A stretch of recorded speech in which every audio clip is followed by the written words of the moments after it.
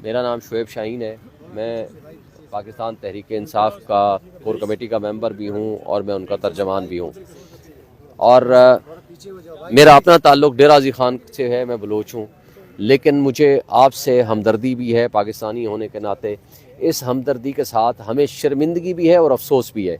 जब आप इस्लामाबाद में आई हैं, दारुल खिलाफा में हर एक का उतना ही हक है जितना आपका है, जितना मेरा है, जितना यहाँ के रहने वालों का है, या जहाँ जो इक़्तिदार में बैठने वाले लोग हैं उनका भी है।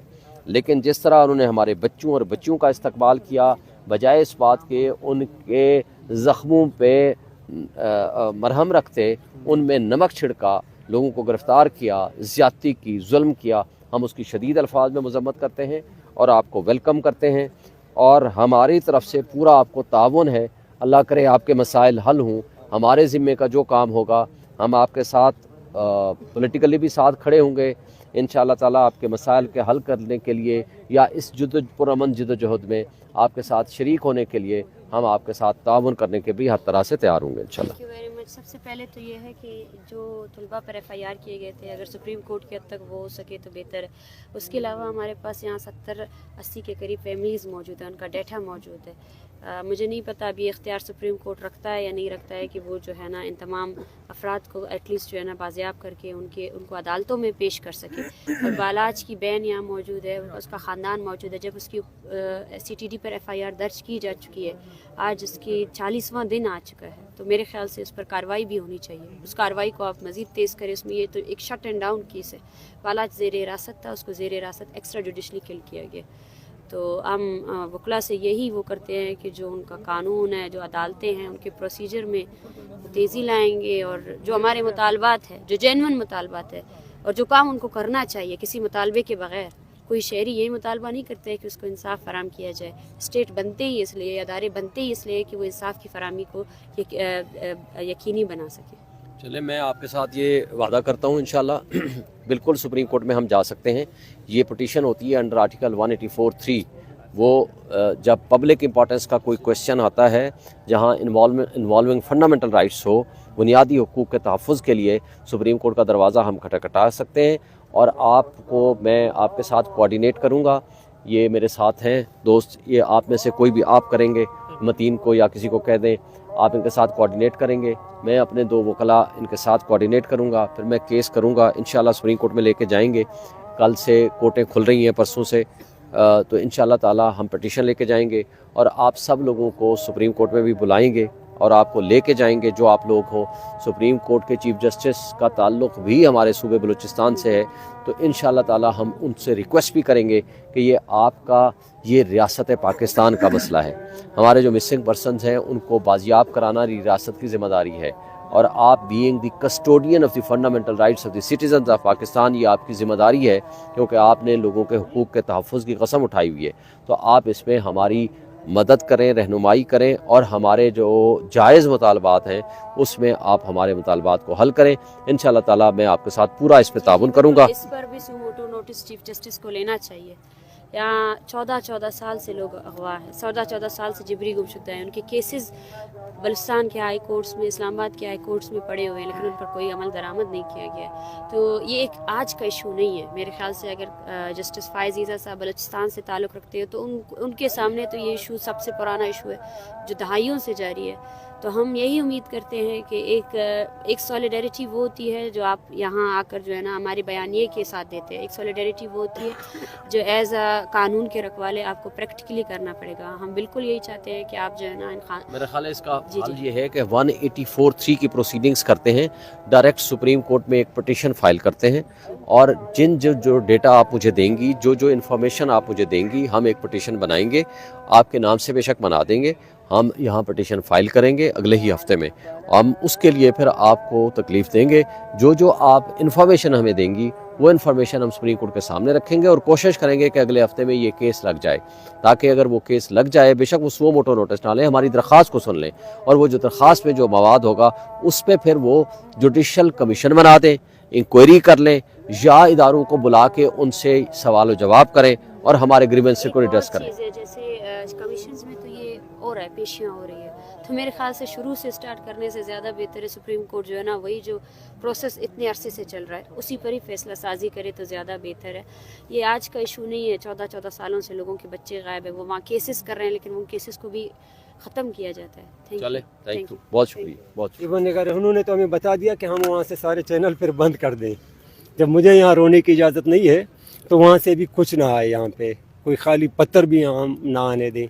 इन्होंने तो हमें क्लियर कह दिया, अब ये तो बाकी बलोच अवाम देखेगी आगे के इन्होंने जो किया हमारे साथ उसका वो क्या जवाब देते हैं। बहरहाल ये दिलों में रहेगा सर। मैं बलोच हूँ, बिल्कुल सर, बिल्कुल पता है, आपको जानते हैं सर। मैं ये कहता हूँ कि देखें रियासत का ये जो दोहरा मेयार है बिल्कुल सर, इसने लोगों के मसाइल में इजाफा किया है। रियासत और आवाम के दरमियान जो मोहब्बत का रिश्ता होना चाहिए वो मोहब्बत की बजाय नफरतों का माहौल पैदा कराया गया है और पैदा करने की कोशिश हो रही है। इसका नुकसान हमारे मुल्क को है, इसका नुकसान हमारी रियासत को है, इसका नुकसान हमारी 25 करोड़ आवाम को है। तो हम इंशाअल्लाह उम्मीद रखते हैं कि रियासती इदारे अब सुन रहे होंगे आपके लोगों को।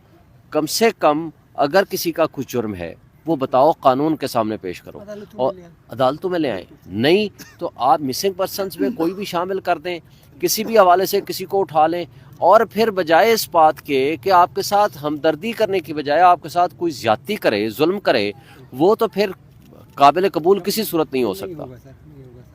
थैंक यू सर, आप लोग आते हैं, हमदर्दी करते हैं। नहीं, हम आपके साथ खड़े हैं। ऐसे हालात में जब डंडे का आए हों उसके बाद हमदर्दी मिलती है, थोड़ा सा हम आपके साथ दुख होता है। अल्लाह आप लोग को सलामत रखे सर, अल्लाह सलामत रखे सर आप लोग को। थैंक यू, शुक्रिया सर। अशरफ साहब, तो पहले दिन से ये कह रहे हैं कि एहतजाज करना हर शहरी का बुनियादी हक है। अगर वो मुसल्ला नहीं है, अगर वो रियासत पाकिस्तान के आइन और क़ानून के ताबे रह के अपने जायज़ मुतालबात के यकीन दहाने और अपना जायज़ मुतालबा का इआदा करने वो किसी भी जगह पे स्पेशली कैपिटल में और वो भी प्रेस क्लब के सामने आकर के बैठता है, धरना देता है या गुफ्तगू करता है, ये आपका बुनियादी हक है। लेकिन जिस तरह यहाँ की इंतज़ामिया ने आपका इस्तकबाल किया, जिस बुरे अंदाज से, जिस तरह बच्चों को और बच्चियों को उठाया और जिस तरह मारा, जिस तरह पानी फेंका, ये शदीद तरीन फाशिज़म है और इसकी हम शदीद अल्फाज में मजम्मत करते हैं। बदकिस्मती से सिर्फ यही नहीं हो रहा, यहाँ नहीं हुआ, ये तो खैर बलोचों के साथ तो काफ़ी अरसा दराज से जिस तरह जुल्म रवा रखा जा रहा है वो सबके सामने है। जिस तरह अकबर बुगटी को शहीद किया गया और जिस अंदाज से आज तक उनके साथ सलूक रवा रखा जा रहा है, बलूचिस्तान के वसाइल पे अगर रियासत पाकिस्तान और फेडरेशन ऑफ पाकिस्तान का हक है तो वहाँ के लोगों को हुकूक देना भी आपके फ़राइज़ में शामिल है। और मिसिंग पर्सनस में अगर कोई बंदा शामिल है तो ये रियासत की ज़िम्मेदारी है कि वो बताए कि वो क्यों मिसिंग है। अगर किसी ने उठाया है, अगर किसी ने जुर्म किया है तो आप कानून के मुताबिक उनको अदालत में पेश करें, और अगर जुर्म नहीं किया तो बेगुनाह उठाया गया है तो जिन्होंने उठाया है वो मुजरिम है। तो लिहाजा आपका एक जायज़ मुतालबा है, आप यहाँ आए हो और जो लोग आए हैं जिनके साथ ज्यादती हुई है हम उसकी शदीद मजम्मत करते हैं। लेकिन उसके साथ में आपको बताऊं हमारे साथ तो पिछले 1.5 साल से हो रहा है। पीटीआई के बच्चों को, बच्चियों को उठाया जा रहा है, अदालतें ज़मानत करती हैं लेकिन उनको अदालतों की ज़मानत के बावजूद इंतज़ामिया उनको नहीं छोड़ती, और जिस अंदाज से उनके साथ सलूक थानों में रखा गया ये शदीद तरीन अल्फाज में हम उनकी मजम्मत करते हैं।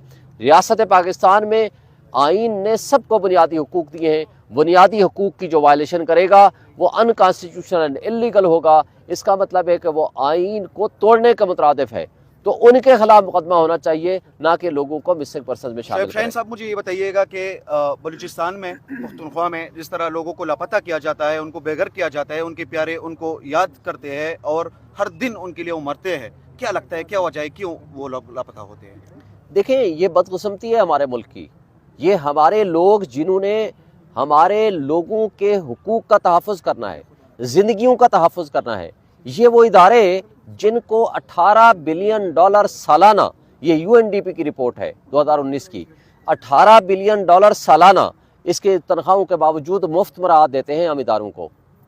तो उसके बावजूद हमारा तहफ़्फ़ुज़ करने की बजाय हमारे ही वसाइल, हमारे ही पैसा इस्तेमाल करके अगर हमारे ऊपर ही जुल्म होगा और उठाया जाएगा तो ये इंतहाई गलत है। इससे रियासत कमज़ोर होती है, इससे इदारे डिस्क्रेडिट होते हैं। इसका नुकसान हमारे मुल्क को है, हमारी रियासत को है, रियासत की इकाइयों को है। शोएब शाहीन साहब, मैं तहरीक इंसाफ की बात तो नहीं करना चाह रहा था, लेकिन आपने तहरीक इंसाफ की बात की है, तो मुझे ये बताइएगा कि तहरीक इंसाफ के गवर्नमेंट में भी यही लोग लापता होते थे, ये मिसिंग होते थे, चाहे वो बलूचिस्तान में हो, चाहे वो पख्तूनख्वा में हो, तो आप उसकी मजम्मत करेंगे? देखें, जिस ज़माने में भी जिसने लापता किया, क्योंकि ज़ाहिर है लापता करने वाले कौन हैं वो हम नहीं बता सकते, जो बता सकते हैं वो बताएं, लेकिन लापता कोई भी करे, किसी ज़माने में भी करे, मैं उसकी शदीद अल्फाज में मजम्मत करता हूं।